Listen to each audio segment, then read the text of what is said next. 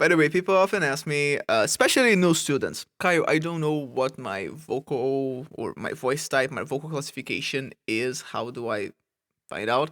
And guys, in reality, ladies and gentlemen, we're back in the studio with a good cup of coffee for one more vocal analysis. And guess what?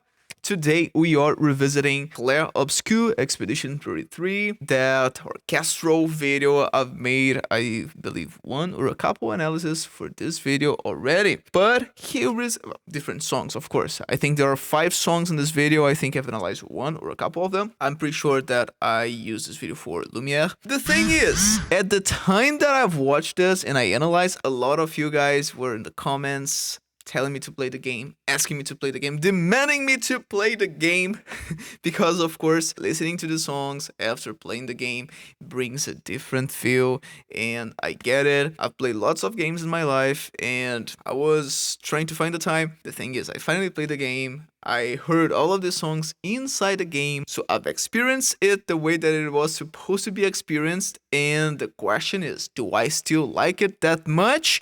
And what would be my insights now that I played it? So I'll be going through a couple songs inside this video that we haven't analyzed before, and let's see how it goes. But if you're new to the channel, my name is Kyle. I'm a singer-songwriter and voice teacher. As a singer-songwriter, I just released a few months ago my latest single. Is called Leave It All Behind. And if you like rock songs, if you like high vocals, distorted guitars, heavy guitars, you might like the song. It would mean the world to me if you could click the link up here, listen to the song, and let me know your thoughts on it. Again, it would mean a lot. And as a vocal coach, my work is based on laryngeal physiology. So basically what the muscles that we have inside our larynxes, they do in order to produce the behaviors that we have in contemporary singing. If you want to become my singing student, check out the link in the description here to get to know more about my singing program, Building Your Voice, and there we cover a range of different topics inside vocal technique, like how to belt, how to sing with power, those high notes, but also how to sing with powered low notes as well, how to be really expressive using passive vocal technique, so soft sounds like the breathy voice. We talk about ornaments such as yodels, vibratos, runs. We have a complete module on vocal distortions, how to practice and apply them in a way that will not hurt your voice. Of course, we don't want to hurt your voices practicing vocal technique. So all of that and much more, again, inside my singing course, Building Your Voice, link down below. Okay, so without further ado, let's listen to Expedition 33. I believe that this first song is called Le Hors au Doigts de Roses, something like that. I don't speak French. I would love to. Let's go.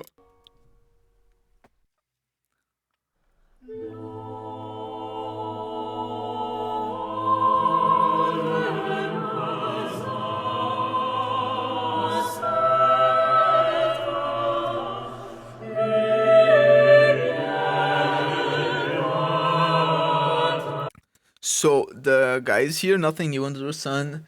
This is quite common in choir music, in classical singing. The male singers are singing with active vocal folds, of course a lower larynx as well, as you can see in this frame that I paused. And the ladies are singing with passive vocal folds. That means that we do not have as much blood and tissue mobilization inside the vocal folds, and that's the reason why it sounds more angelical per se, instead of the way that they are doing here.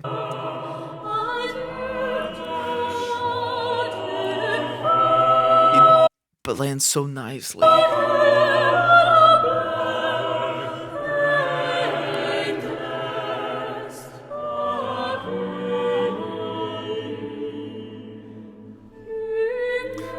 Guys, where does this song play in the game? I might be wrong. I have the feeling that, by the way, what I'm saying here might contain, probably will contain spoilers. So if you haven't played the game, take this with a grain of salt, maybe skip a few minutes.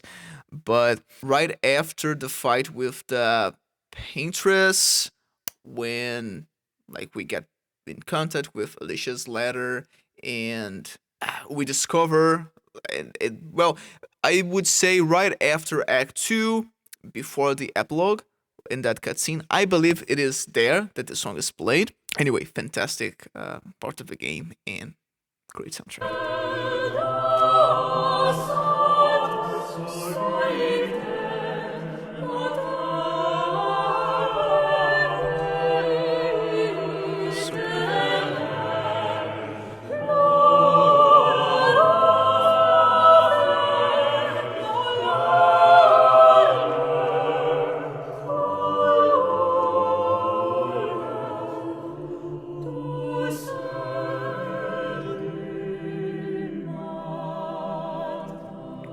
Yeah, I believe that for this setting here, we would have four different voices. We would have two basses, two tenors, two altos, and two sopranos. I believe that's how it's being divided here.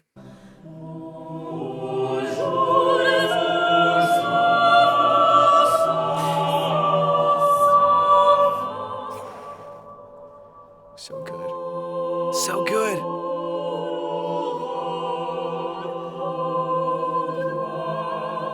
By the way, people often ask me, especially new students, Kyle, I don't know what my vocal or my voice type, my vocal classification is. How do I find out?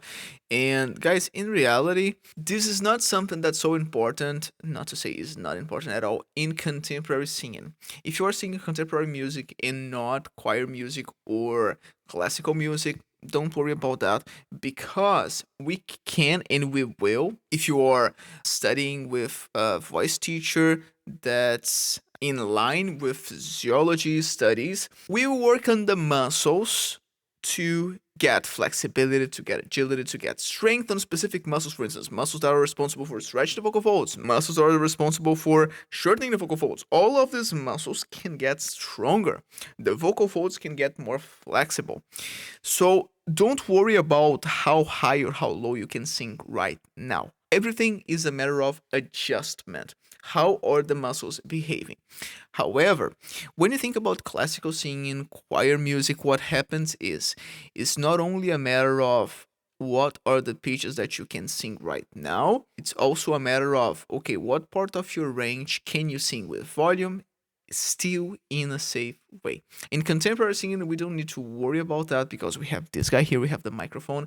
We can sing with a sound that has power. It is super high, maybe super low, but you don't have as much volume. You just get close to the microphone and the magic happens. So that's a way that we do in contemporary music, in a range of different styles. But I think, for instance, rock, when you sing those crazy high notes, that's something with the volume that a classical singer needs to have on stage inside a theater to project their voices. That would be really destructive, harmful for one's voice. But in contemporary music, we have this, we have usually in-ears or stage monitors so that we can hear ourselves well as well. It's a totally different world. Again, don't worry about vocal classifications if you are in contemporary singing / music.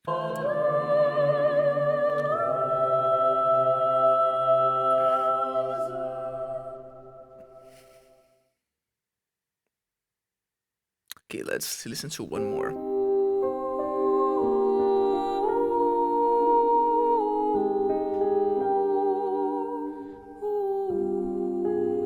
Aline, right? Yeah. Sors et fuis, je t'en prie. Fuis ce tableau maudit, cette toile d'une fausse vie. Oh, and then the strings. This is so good. The developers that produced this game, they deserve everything good that's happening to them right now. This game is at another whole level of epicness. And I was even talking to Sergio, who, if you guys remember, was the person that recommended me to analyze music from this game and recommended me the game, of course, as well. And I was like, man, this is my favorite RPG since Final Fantasy X that was released, what, over 10 years ago, over 20 years ago. That's crazy. So that's how much I like this game, the story, the gameplay, everything, the soundtrack. Oh my god, this soundtrack is fantastic. Some breathiness as well. And she's a classically trained singer, if I'm not mistaken. I'm pretty sure she is. And she still applies some breathiness here and there, but keep in mind that this is not a classical performance. Okay, we have all of that setting, we have strings, but when I say not a classical performance, when you think about music that was originally written for classical concerts, or concertos, typically you won't have that breathiness happening there, at least that often. And the room needs to be really well designed for those sounds to be produced with less volume, because it has to be produced with less volume. Since if you try to increase the volume, that could be harmful. We have a drying effect already because of the breathiness, and that's totally fine. It can be mitigated if you drink enough water, if you are always switching back and forth. And the way that she's doing here, she does something with less breathiness, and here and there, some breathiness. So that's the way that we would advocate to do, so that you mitigate that effect. It's not that drying if you're not doing it at all times. And pretty much everything is drying for the vocal folds, guys. If you are producing sounds with your voice, that's drying for the vocal folds because you have air passing through. If you are doing a breathy adjustment, more air, more drying. So that's totally fine. It's just a matter of like how often you use it and what's the volume of what you're doing. Because again, that volume, since you're talking about passive vocal folds, we know that the transglottic pressure will already be low because again, it is breathy, it has to be passive. So we know that this here will be low. If you are increasing the volume, you are increasing something else. That would be the air pressure. Sending more air pressure, forcing your vocal folds to stay open because you want that breathiness. Yeah, that wouldn't be as good. So we really want to control volume when you are doing a breathy voice.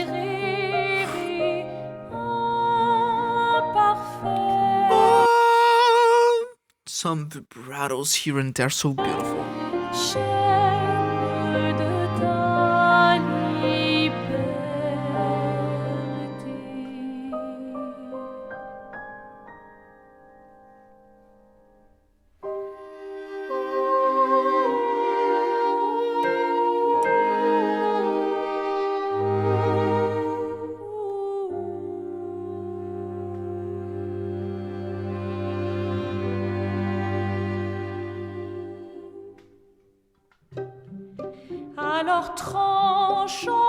Okay, here we have something with active vocal folds, right?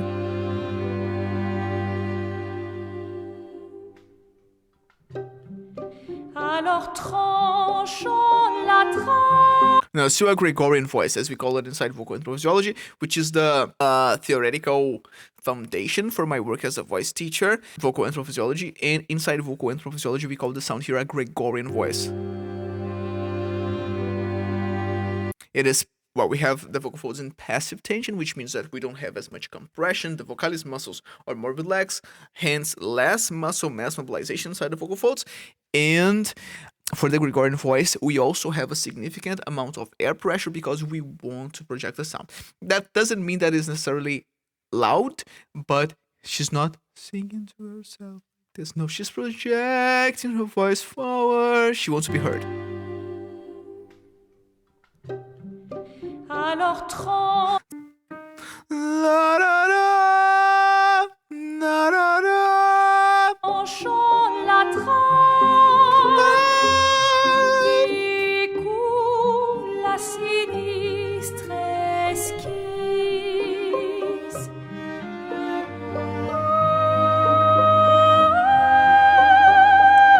Even more space, so she's going up.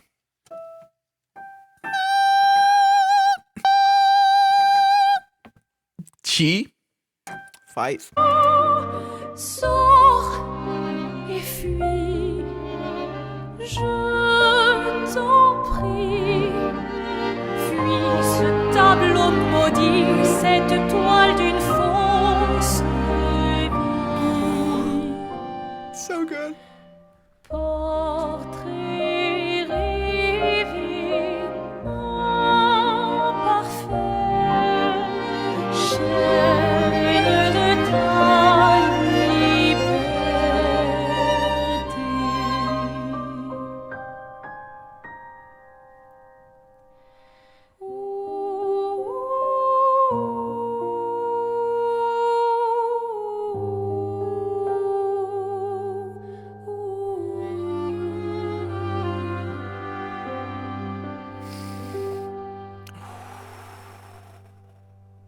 Amazing.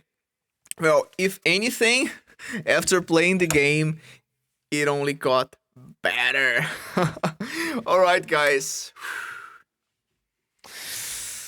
Have you played a game, or you're doing like I was doing, just listening to the songs, enjoying the soundtrack without playing the game? If you haven't played the game, please do. That game is so good. The story, the plot is so fantastic. The soundtrack is amazing. Experiencing the soundtrack inside the game is something else, I must say. Thank you so much for everyone who was pretty much begging me to play the game in the comment section. Now I get why. I understand you guys. It's really good. To be honest with you, I haven't played video games in a long while, and life happens, a lot going on, and it was really special playing that game, especially with the soundtrack, especially with the impact that it had on my work. The first video that I did on Clair Obscur pretty much like exploded my channel. So thank you so much for all of you guys who are watching my Clair Obscur Expedition 33 videos, who are commenting on the videos. That helps a lot. And well, let me know what you think of these songs. Let me know if you play the game, what you think of it, what you think of the song, the singing, the soundtrack. If you are curious about my own singing, sometimes you'll be listening to vocal coaches talking about voice, and you'll be wondering, okay, but how does this person sound when they actually sing for real? And I'm proud to say that I'm on the battlefield just like yourself if you are a singer, because I'm always writing music, recording music, releasing music, and it would mean the world to me if you could click this link up here, this card that will redirect you to a playlist with my original music. If you could go there, give it a listen, let me know your thoughts on it, that would mean a lot to me. Okay, also, if you want to become my singing student, check out my singing course, Building Your Voice, and that will talk about a range of different topics inside vocal technique. We talk about how to belt, how to practice active vocal schemes if you want to sing high notes with power, but also if you want to sing powerful low notes. We talk about passive vocal schemes if you want to sing with a soft sound and be really expressive with your voice.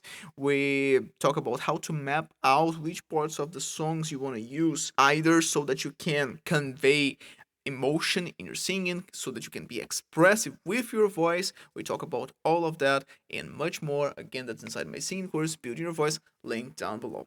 All right, that's all for the day, guys. You enjoy your day, you enjoy your coffee, and remember, if your concepts cannot be seen here in the real world, then they must change and not the world. See you in the next one.